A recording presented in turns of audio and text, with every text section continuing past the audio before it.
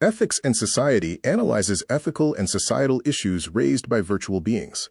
It maps morality, legality, mental harm, and physical harm as dual concerns of ethics and regulation.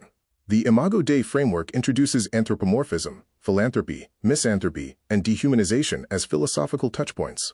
The section also warns against deception in AI, including avatar washing and obscured corporate responsibility, and considers how scholarship, popular press, and social media differently frame the discourse around virtual beings.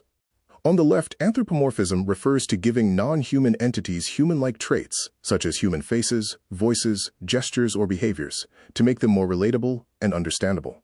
This is often the foundation of how virtual beings are designed, helping users perceive them as social actors. On the right, personalization represents a further step, where the virtual being adapts specifically to an individual user's preferences, needs, and context, creating a tailored and meaningful interaction. The overlap in the middle suggests that many systems combine both strategies, blending human-like qualities with adaptive, user-specific behaviors. The arrow pointing right indicates a progression toward increasing personalization, highlighting a design trajectory where virtual beings evolve from generalized human-like representations into more intelligent, context-aware, and personalized companions. This diagram, titled Virtual Human Ethics, maps the ethical and regulatory considerations surrounding virtual humans by intersecting ethics with harm across abstract and concrete dimensions. On the ethics side, it distinguishes morality, abstract principles of right and wrong, from legality, concrete laws and regulations. On the harm side, it separates mental harm, abstract, psychological, or emotional impacts, from physical harm, concrete bodily consequences. Together, these form a framework where morality and legality balance ethical concerns, while mental and physical harm frame potential risks, all subject to varying levels of regulation. The inset box highlights that these concerns build on inherited ethics from robotics, AI, and XR, extended reality, showing how established domains inform the emerging ethical landscape of virtual humans. This diagram distinguishes virtual beings from both chatbots and the metaverse by emphasizing embodiment.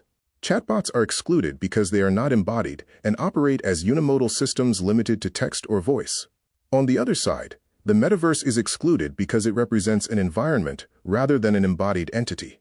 At the center, virtual beings are defined as embodied and multimodal, combining a sense of presence with multiple forms of interaction, such as speech, facial expressions, and body language. The etymology of embody reinforces this focus, showing that virtual beings are distinguished by their capacity to take on a human-like form and presence within digital contexts. This diagram explains the role of embodiment in distinguishing chatbots, misrepresented mashups, and virtual beings, with a focus on voice and facial behavior, lip sync. Chatbots are categorized as unimodal and disembodied, since they typically rely only on text or voice without visual representation. In the middle, misrepresented mashups attempt to combine chatbot voices with avatars, but fail to achieve true embodiment, resulting in incomplete or misleading representations. On the right, virtual beings are both multimodal and embodied, integrating voice with synchronized facial behavior and lip sync, thereby creating a coherent and lifelike digital presence. The comparison highlights that true embodiment, where voice and facial expressions align, is what elevates virtual beings beyond chatbots and superficial mashups. This diagram illustrates the three levels of discourse surrounding virtual beings: scholarly literature, popular press, and social media. At the top, scholarly literature represents the academic and research-based analysis of virtual beings, focusing on theoretical frameworks, technological development, and ethical implications. The popular press in the middle serves as a bridge, translating scholarly insights into more accessible narratives for a broader audience, while also reporting on industry trends and cultural adoption. At the base, social media captures grassroots and real-time engagement with virtual beings, including fan communities, influencer activity, and user-generated content. Together, these layers show how virtual beings are conceptualized, communicated, and experienced, with knowledge and narratives flowing between rigorous academic study, journalistic mediation, and public participation. This diagram categorizes discourse or content into three levels of relevance to virtual beings. On the left, the red section represents topics that are not about virtual beings, clearly outside the scope of this domain. In the middle, the yellow section shows ambiguous areas that may or may not relate to virtual beings, reflecting overlapping discussions where connections are uncertain, indirect, or context-dependent. On the right, the green section indicates topics that are directly about virtual beings, explicitly focused on their design, role, or impact. The diagram emphasizes the challenge of distinguishing relevant material in a broad field, where boundaries between unrelated, tangential, and central discussions are not always clear-cut. This diagram, titled Imago Dei, frames the human perception and treatment of others within 4 intersecting dimensions: anthropomorphism, philanthropy, dehumanization, and misanthropy. At the top, anthropomorphism refers to attributing human traits to non-humans, including virtual beings, suggesting a projection of the divine or human likeness.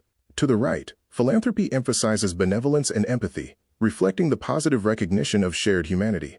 At the bottom, dehumanization represents the stripping away of human qualities, reducing individuals or groups to something less than human. To the left, misanthropy captures distrust or hatred of humanity, a withdrawal from positive human regard. Together, these quadrants highlight the ethical and psychological tensions in how humans extend or deny recognition of human dignity, both to each other and to technological entities designed to mirror humanity. This diagram highlights deception as a critical ethical issue in AI and virtual beings, outlining 2 main forms it can take. The first is transparency-related deception, where companies obscure ownership or responsibility for an AI product, making it unclear who is accountable for its actions or failures.